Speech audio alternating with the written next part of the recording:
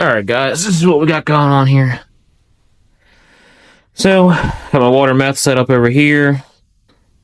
Runs into the intake. F356 turbo. Hot sides R&D. I had R&D's intake side here and cold side. Worked great. Spooled up really quick. It was EGTs were getting too high if I was towing it all. But R&D intake is down there. Stage 1 injectors, everything I said in my last video. But in this one, we're just going to start cleaning up. I have things moved around, things rewired. There's chasing problems here and there along the way. And just general get it up and get it going kind of stuff. So we'll start taking some stuff apart here, start pulling some wires out, taking some piping off. Another issue that I have is the intercooler piping will blow off just before 30 psi. So we got a roller. We'll feed the outside, and then my first time using that, so we'll see how that goes. I gotta throw in a vise. We'll go over that. But for now, I'm just gonna get a bunch of stuff out of the way, unwire some stuff, take some pictures. If you do this, I highly recommend taking some pictures before you take it apart. Alright, well, let's get to it.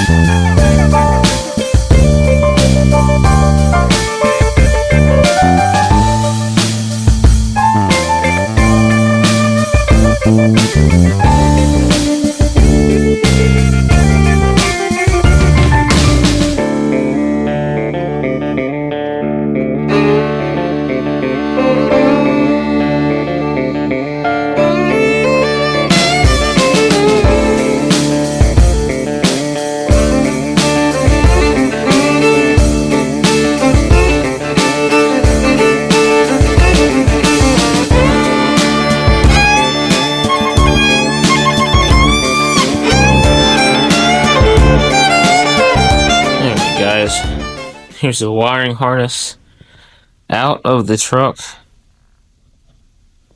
We're going to I'm gonna time lapse it, but We'll clean up as much stuff we possibly can. I did decide to get S366 out, put the S475 in. I don't know if I said that yet or not, but I'm going to stick to it. We're going to do that. And then, yeah, I'm going to just try to clean up as much as possible. I'll tighten things up. I'll move things around.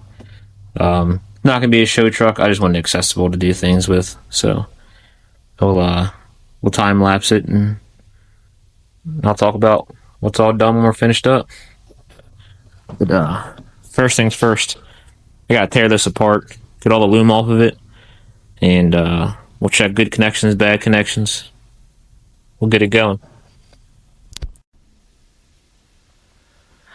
Alright, we got to get all the loom off of it, and just figure out what's what.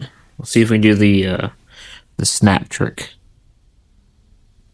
A lot lately. I see him like every day. What do you think that's all? There we go. Yeah. You know I heard that guy. Yeah, that didn't just take 2 hours of my life. If you don't have to, I don't recommend that venture. But I do have to end up fixing some open splices. There was a factory splice. Let's see here if I can find it in this mess. Here we go.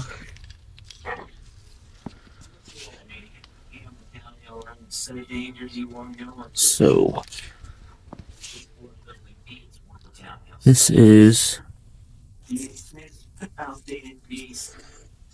here we go. This is how it was factory. I guess it was soldered together, but it was barely soldered together. So when I pulled the loom off, these just came apart. So not really sure if some of this is my issues or not, but we're gonna throw this in the truck and hide as much wires as we can, clean it up a good bit, and I'll show you the end result. Brother's locked himself in his room again. Oh yeah, sweet. Sure, I guess you have a point in theory. I'm in trouble here.